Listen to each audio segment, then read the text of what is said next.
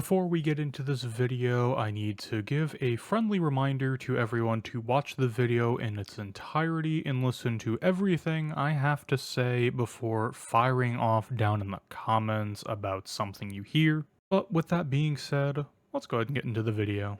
So I've been somewhat reluctant to make this video because it's not the usual kind of format where I'm a little bit more happy, a little more upbeat, and want to show you guys something cool that I found or show off a guide or something like that. This video is just going to be my overall thoughts on necromancy and everything relating to it, how it's impacting the game and whatnot. The good, the bad, the ugly, and anything indifferent. And it's just going to be a video of me going through my honest thoughts about this entire release. Now, at the time of recording, everyone is blowing up about the hero pass and all of the things relating to it. I'm not going to be really touching that in this video. This is solely on the necromancy release. I might do a video on that, but I usually don't touch discussion on MTX promos. I might do like more of a theory discussion later on, but for now we're just going to be talking straight necromancy. So you saw the title of this video, Necromancy, a RuneScape veteran's perspective. So you might be wondering what makes me a quote-unquote RuneScape veteran. Well, a little bit of information on me.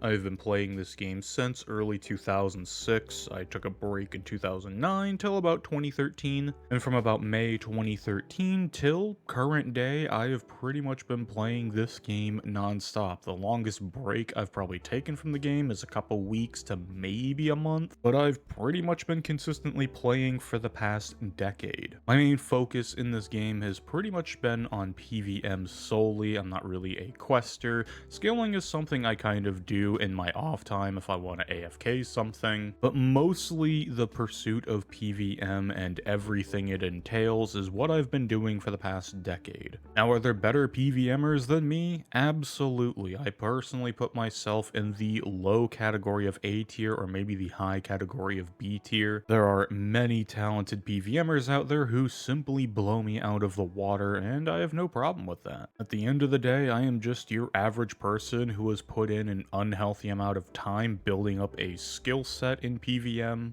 And for the past 3 to 5 years with all of the boss releases and whatnot, I have been bearing the fruits of that labor. Now, that's not to say just simply because I have been playing this game for a long time and I have quite a bit of PvM knowledge and ability that my word should be taken as almighty or anything like that. I'm simply just putting my opinion out there on the entire necromancy release itself. So let's start off with the simple question of what is necromancy? Well, in short, it is the 4th combat style that has been added to the game. It has its own ability bars, its own weapon sets, its own armor sets, own runes, and other items to support it, and it is entirely on its own as a new combat style. Now, I am not one to follow the RuneScape updates religiously. I don't really follow news posts too much or the RuneScape streams or anything like that. So for me, this skill was sold as a combat style that can have people get into it a lot easier than the other 3 styles. And the way they accomplish this is by having only one real basic that you can simply rely on with a couple others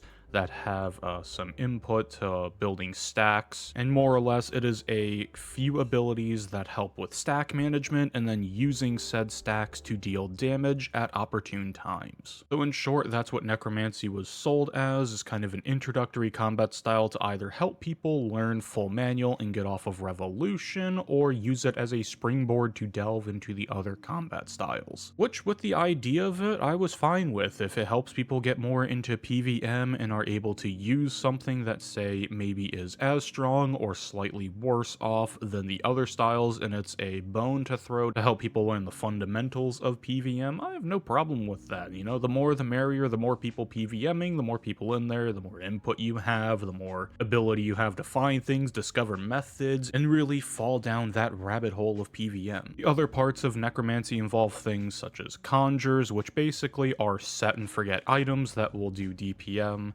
Think of it more of like a familiar, like if you could summon a couple Ripper demons, that is basically what you're doing, except instead of having a special bar that you have to worry about keeping full with conjures, they're just out for a set time, and you can command them to do even more damage, but they will basically just sit there and do a set amount of damage, and then you can press command once a conjure has been summoned, essentially being a set and forget. The only one you're actually going to interact with is the skeleton warrior right now. That is the one you can command to get some extra DPS out.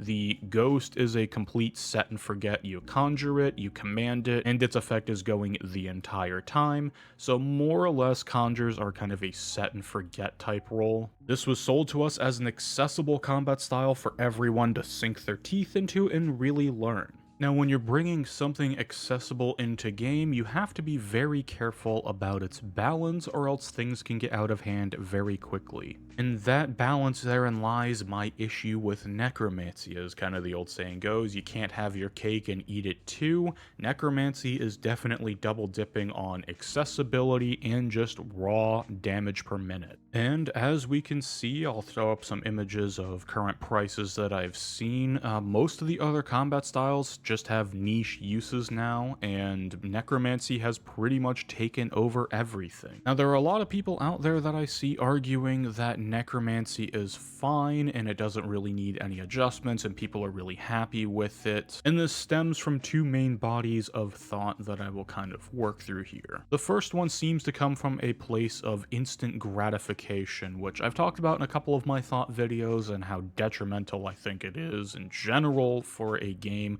or just life in general. Craving the instant gratification never really is going to reward you in the long term. And the argument that I see people making is that Necromancy is fine because it allows them to actually do bosses, and they put it under the umbrella term of accessibility, saying, oh, it's allowing me to do these bosses that I couldn't do before. Now, the problem I have with this argument is that accessibility shouldn't be a workaround for lack of skill development. Accessibility should be focusing on having everyone start on a nice playing field and be able to develop their skill sets. Now, people are tossing around terms like gatekeeping or elitism and things like that, saying that if you don't go along with these ideas, that Necromancy is good for the game and it allows people to get ahead and just completely circumvent developing a skill set, that you're a terrible, toxic elitist, you're gatekeeping everything, and this is simply just not true. This argument stems, again, like I said before, from instant gratification and using it as a crutch to carry someone forward of their current skill level, which I think circumvents the beauty of RuneScape itself. This game is difficult. It takes a long time to learn. It is a very rewarding game when you get into the higher levels of it. There is an extreme wealth of information about this game, and within this game, everything takes a long time. You know, this isn't a battle royale that you can pick up in a weekend and get good at, but even in battle royales, you have the skill set to develop, such as your aim, map knowledge,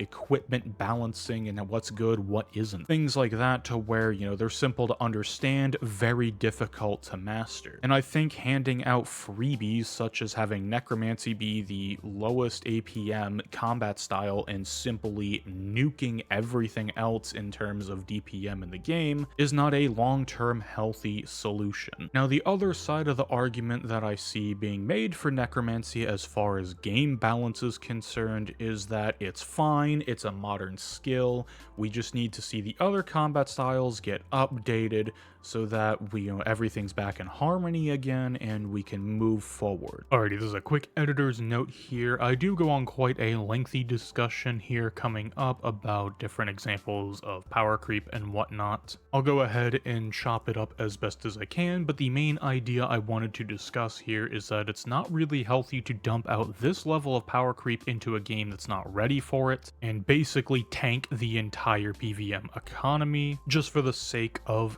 quote-unquote accessibility. Now, my main grievance with this argument is the fact that Necromancy is on a level of power creep that we have not seen before. And for the past 3+ years, we have been seeing a lot of different nerfs to a lot of different combat things because they were too powerful. Things such as Gricko, FSOA, G-Conk on release got rebalanced because it was entirely too strong, and talks have been that it's still too strong. Heck, you can even go as far back to 2018 or I think it was 2017 actually, when continuous 4-tick was nerfed. And that was an extremely high APM thing just for a little bit of DPM increase, and that still got taken out as far as game balance is concerned. But getting back on point as far as the argument is concerned, it is something that I don't agree with, simply because we've been so meticulous about our game balance between the main combat styles in the combat triangle, how they interact with each other, trying to make sure that each combat style is not getting too powerful, and bringing something as powerful as Necromancy is concerned into game honestly kind of just makes all 3 years of that balancing all for naught, because the current DPM levels that Necromancy has is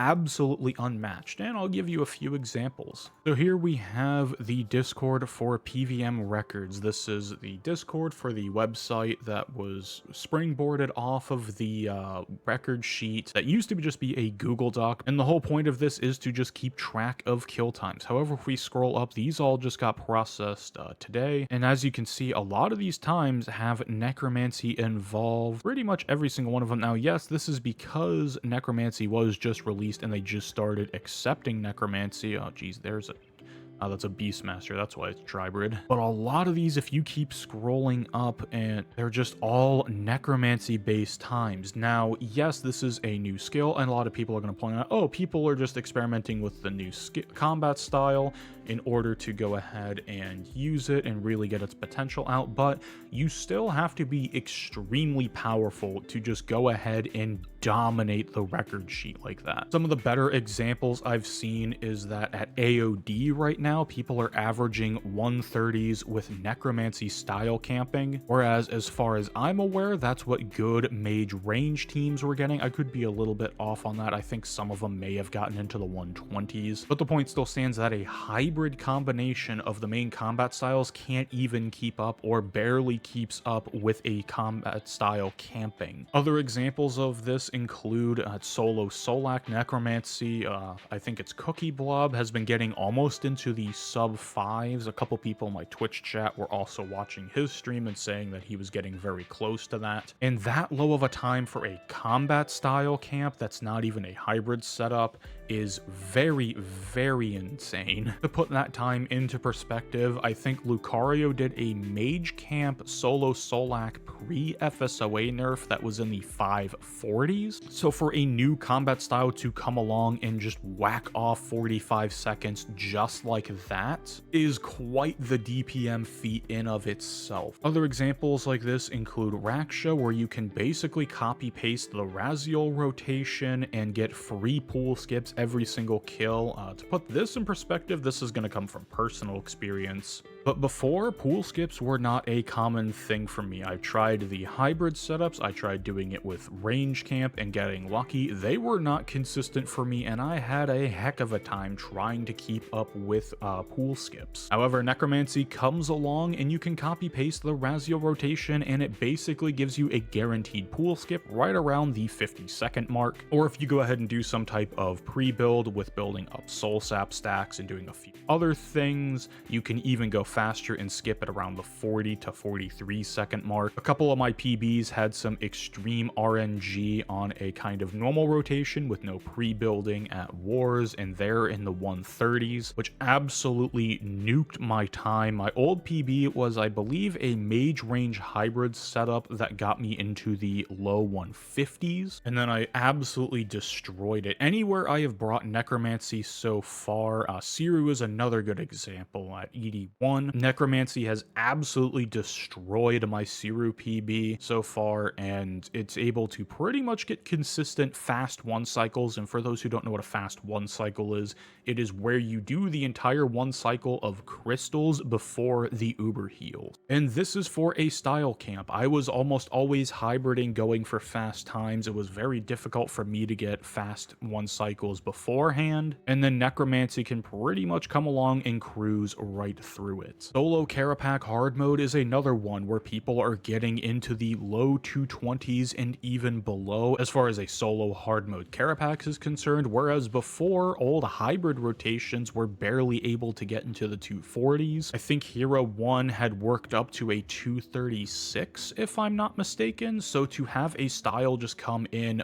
by itself and absolutely nuke that time showcases how strong of a combat style this is. The last example I will give here that I really want to touch on is Telos. Telos at 2449 in Rage. I believe the fastest method before Necromancy was range camping to keep it somewhat consistent, and I believe you could get into the 250s if you were very, very good about your rotations, you were very seasoned at the boss. And I believe Goat had set the record with aura swapping on a melee range hybrid setup at around 235, and that was a very, very difficult kill to attain. I probably can't explain the amount of difficulty and skill that goes into developing something like that. And then Necromancy just comes along and allows you to farm out 220s as if nothing else has ever mattered. And you can pretty much load up any boss in game and find examples of Necromancy absolutely rinsing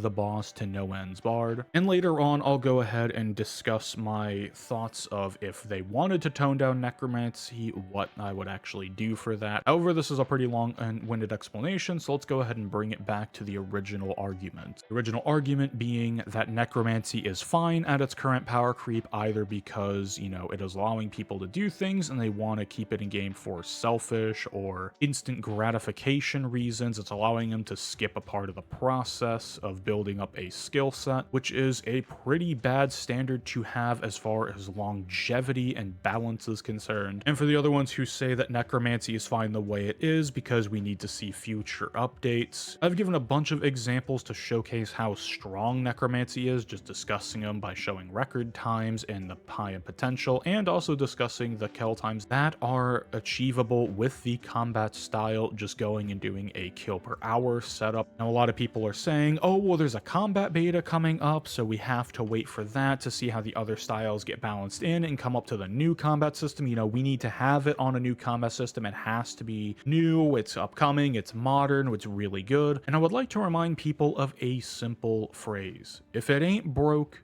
don't fix it. I will be playtesting the combat beta when it comes out to see what is going on, and I personally do not think this game is ready for that level of power creep. Current bosses in RuneScape are designed with a certain So I'm doing level. another editor's note here. I basically went on an unhinged rant for about 5 minutes, even though this video kind of is the unhinged rant format. When we're talking about this new realm of power creep in this level of damage, the game is absolutely not ready for that. Incremental power creep is fine and is part of any game that is as long-standing as RuneScape. You need incremental steps and you need new bosses to come out to challenge those incremental steps and power creep, and keeping those two roughly similar in terms, you know, on the same playing field, roughly speaking, is always an important thing when it comes to game balance. I like to describe this as the golden gun effect. Everyone remembers the golden gun from all the 007 games, the one-shot, one-kill OP thing to rule them all. And that's essentially what Necromancy is here in RuneScape. It is the golden gun of RuneScape.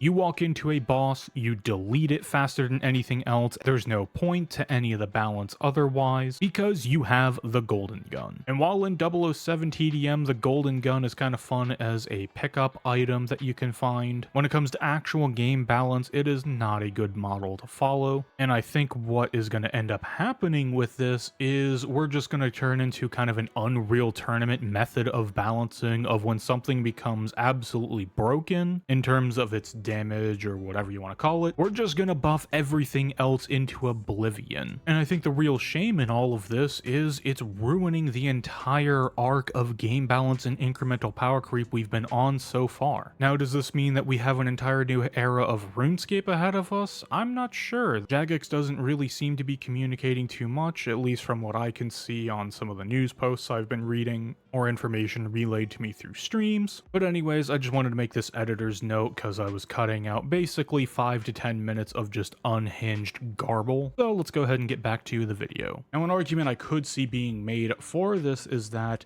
the recent game balance was necessary in order for them to springboard into this new quote-unquote era of power creep and going forward. So Necromancy is very accessible, I will agree with that. It gives people the opportunity to go ahead and have an easy-to-use combat system as far as inputs are concerned, and being able to do rotations consistently. It is definitely working in that aspect. There is no actual basic rotations you have to worry about layering in with threshold rotations. The ultimate rotation is very simplified, and it's overall focused on building up stacks and using those stacks at opportune time. However, when we delve deeper into it, this combat style is overperforming for the amount of input that it requires, meaning there is a certain ratio there where it comes to amount of effort required and skill required versus the output of damage you can actually do, and I think Necromancy is way off the charts as far as that metric is concerned. So what would I do if I was the complete head honcho and I had total control over Necromancy? What would I actually do right now as far as the combat system is concerned, the combat balance?